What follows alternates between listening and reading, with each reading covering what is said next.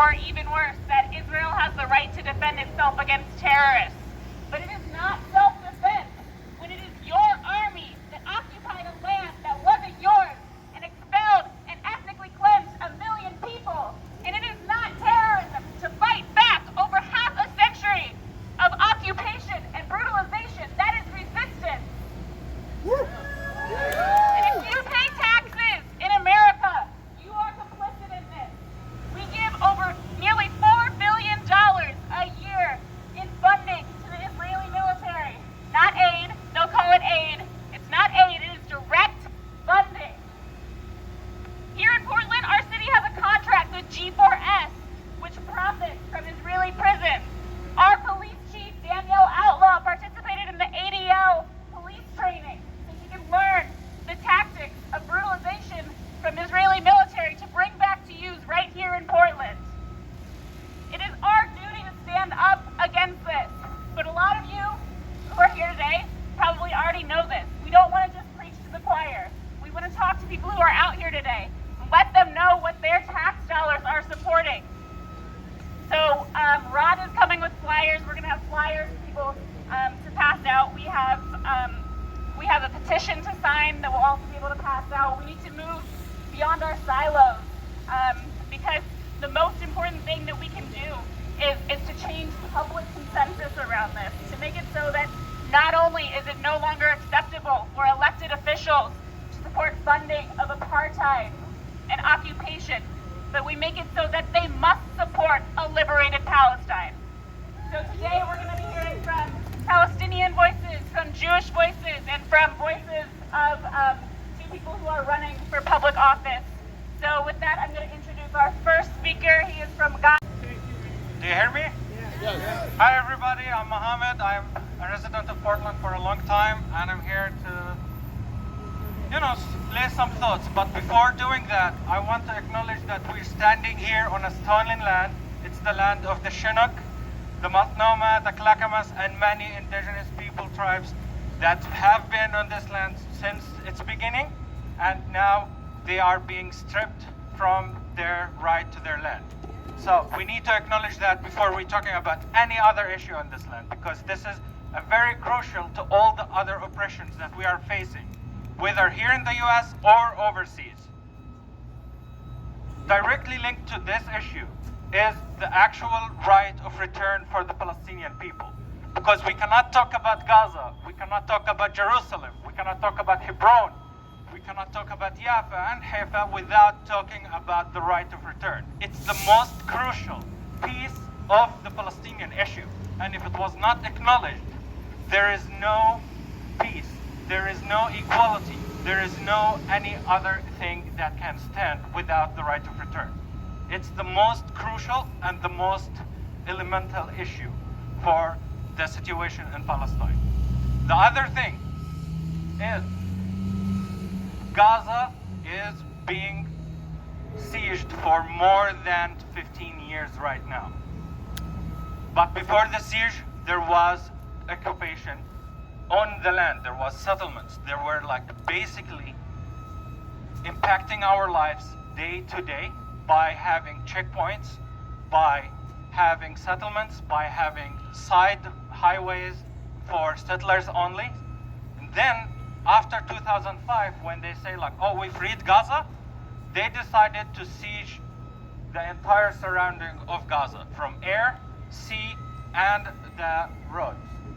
So they control every single calorie that comes inside of Gaza, and they control every single element of over 2 million people who live right now in Gaza for more than 15 years. It's the year 2020 is coming. It's basically a month and a few days. In 2012, the UN has issued a report saying that in 2020, Gaza will be not livable. Here's the thing. In 2012, Gaza was not livable because of the atrocities of the Israeli occupation. Right now, Gaza is a disaster zone. Thanks, Olivia, for mentioning that how many casualties and how many terrorists Gaza was witnessed the last few days. But also, there is something really crazy here. That Israel have the right to come and suspend the life of 2 million people anytime they want, whether it was in 2005, 2008, 2014, 2012, 2019. In 2019, when they basically mass slaughtered people who were protesting during the inauguration of the American consulate in Jerusalem, where people were slaughtered. Over 60 people have been killed and over thousands of people have been injured. And always we say when the things happen, it's a crisis. But actually the crisis starts when the actual attention stops being focused on Gaza. Because you hear about the killing, you hear about the injuries, you hear about the home demolition, but you're not dealing with the aftermath. You're not dealing with the sorrow that people are facing. You're not dealing with the consequences that they're facing in their day-to-day life. Guess what? The electricity is still a big problem in Gaza. The water, the drinkable water is still a big issue in Gaza. The fishing, the agriculture, the sewage, every single aspect of life of the Gazan people have been violated over and over and over, and we need to stop it.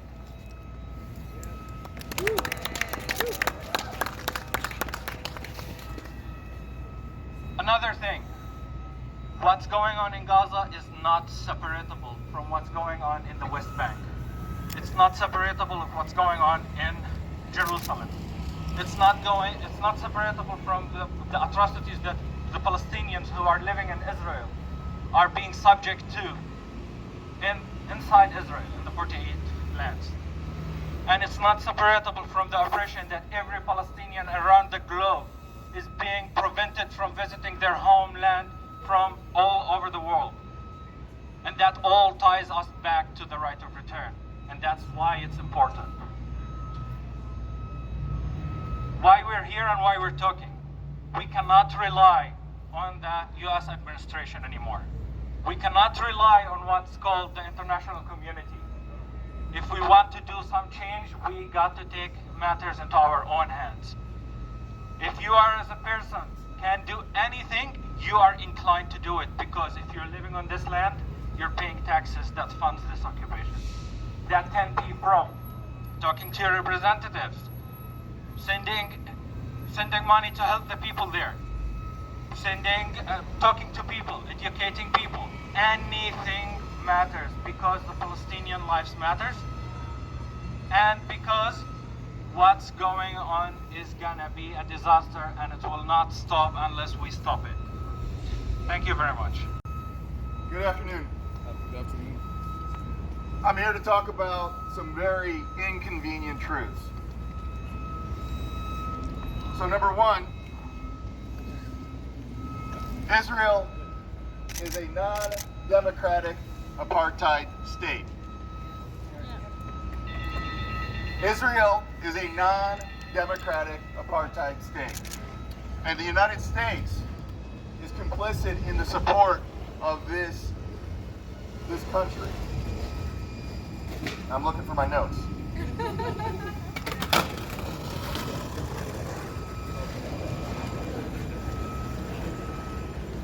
So when I say that it is a non-democratic apartheid state, I'm saying that Palestinians, Jews of African descent, and many others are effectively second-class citizens. Some may have rights on paper, but they do not in reality. The state of Israel is in violation of international laws, customs, mores. It is in violation of general decency and humanity. Two weeks ago, I had the opportunity to watch your film, Imprisoning a Generation, which talked about the actual detention of Palestinian children as young as 12 years old, lack of due process, and state-sponsored terrorism to the Palestinian people, just for simply existing. Now, the state of Israel was created by the displacement of Palestinians and Mizrahi Jews in Palestine. Okay? Read brown people.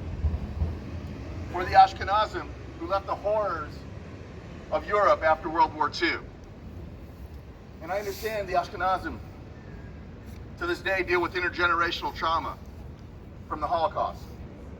But that does not excuse the abuses of the state of Israel. Say that, say that. Since 1948, the Palestinian lands have been systemically and methodically stolen by the state of Israel, with the tacit and oftentimes overt approval of the United States. The United States is complicit in the violations of Palestinian human rights through the support and protection of the state of Israel. The state of Israel, as many of you already know, is cumulatively the largest recipient of U.S. aid, and yes, most of that is in the form of military assistance. And let's talk about U.S. foreign policy. Now, U.S. foreign policy has never been about what is moral, about what is right, about what is just. It has always been about profits. It's always been about capitalism. It's always been about doing something for a relative few on the backs of those of the rest of us. Be it South America, Central America, Southeast Asia, Asia, or Israel, it's always been about dollars. So in the state of Israel, those dollars are actually converted into our military-industrial complex. You know, so the money that we give to the state of Israel is tied to them spending on military training, on military equipment, from Lockheed Martin, from Boeing, from General Dynamics, so that a few may profit while others suffer. We've got to end this. Now, for all of this aid that we give to the state of Israel, what do we get in return? We get espionage. The state of Israel has the most robust espionage system against the United States, and then it in turn sells sensitive materials to China. Now, the U.S. is complicit in the state of Israel's violation of human rights and international law because our representatives are complicit. Representatives on both sides of the aisle, supported by AIPAC, supported by J Street PAC, to support this incredibly wrong state. Now, both sides take money from these lobbyists, and then they turn their backs away from the atrocities that the Palestinian people have been suffering. Here in the 3rd District, our representative, Earl Blumenauer, has taken funds from J Street PAC in exchange for a commitment to support this apartheid state. We need to stop these crimes against humanity. We need to stop these crimes against the Palestinian people. We need to hold our government accountable, which means holding our representatives accountable. We need to have our representatives support H.R. 2407. Our funds should not go to assist in the separation and the detention of Palestinian children. We need to replace these folks with folks who are dedicated to peace, with folks who are dedicated to ending the suffering, and with folks who are dedicated to ending this occupation. Free Palestine! Free Palestine! It's strange to know that there's an occupier and a people being occupied, and there's a colonizer and there's a people being colonized. And Jews know very well that white supremacy has never served us. So out of anyone, we should know that history of colonization and white supremacy does not end well. And creating a white ethno-state for one religion to have more rights than the other will not serve anyone good in the long run besides you in the moment. So Jews do not serve well from an ethno-state. And for liberal Zionists who think that, well, it's just Bibi that's the problem. It's not. It's the history of Israel that's the problem. Because Theodor Herzl, who was one of the founders of Zionism, literally wrote that he wanted Ashkenazi Jews to be in power. And when people were promised homes, Mizrahi Jews, Sephardic Jews, they were given homes in poverty because they were told, oh, Israel will be so safe for you. Israel will be a land for you. And guess what? It wasn't, because it was created to serve white Jews only. So that's the history. If anyone thinks that liberal Zionism is still valid in the 2019, it's not. So, and BB loves Trump. So if you have a cognitive dissonance on like where your Free is not just a slogan that we keep repeating. From Jordan River to the Mediterranean Sea, since the establishment of the terrorist state of Israel in 1948, over the period of 48 hours, last week was the last aggression on Gaza, 48 hours, Israeli occupation army murdered in cold blood, slaughtered 34 Palestinians. 30 of those were children, some of them as young as 8 years old. And they killed 8 people from the same family. They injured another 110 Palestinians. And that's all happened within 48 hours period. So we can only imagine the misery, the struggle, the life that the Palestinians have been living under that occupation for 71 years. Friends and comrades, we're gathering here today in solidarity with the Palestinians. Because after that aggression ended, after these 48 hours, normal Israeli citizen, normal Israeli settler went back to their normal lives, normal families, normal jobs. But this is not the situation for Gazans. This is not the situation for Palestinians. Palestine that is considered unlivable by the year 2020. Gaza that 90% of its water is undrinkable. Gaza that has unemployment rate of 55%. Gaza that has poverty rate that exceeds 80%. This is the life that Palestinians in Gaza are going back to. Over 1.7 million Palestinians are trapped in the biggest open-air prison on earth. So we're standing up here today with the Palestinians. And we'll keep gathering. We'll keep standing up for what is right until the Palestinians have the rights they deserve. They deserve to live. They deserve the right of return. They deserve the right of self-determination. Yeah. Comrades, if I have time, I just want to address another issue. Mike Pompeo, in his statement last week, he went on and said that the U.S. won't be considering the Israeli settlements in the West Bank and East Jerusalem illegal anymore. That contradicts with every UN resolution that was ever taken about this issue. It was like a last hopeless attempt by Trump's administration to save his friend Bibi Netanyahu, that is facing now corruption and charges in Israel. Under the Fourth Geneva Convention, an occupying power cannot move its civilians to a land that it occupies. There is over 620,000 settlers today in West Bank and East Jerusalem. There are officially over 200 official settlements in the West Bank and East Jerusalem. So that hopeless attempt by Trump, that hopeless attempt by Bibi Netanyahu, that hopeless attempt by Mike Pompeo will not pass under our watch. Not because Netanyahu is not corrupt and not because Trump is not corrupt.